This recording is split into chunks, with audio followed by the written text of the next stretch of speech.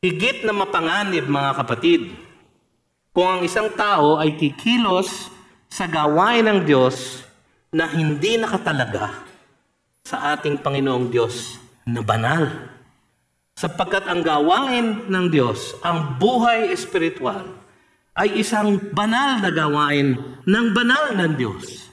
Kaya kailangan po nakatalaga tayo na pinagbabanal natin ang ating sarili in one sense. Ibig sabihin po ay tinatanggap natin sa ating sarili ang pagbabanal na nakakamit ng isang taong nananampalataya kay Jesus.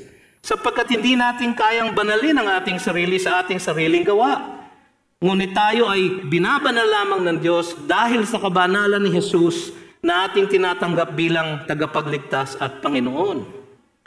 Sa kanyang kabanalan tayo nagiging banal sa mata ng Diyos.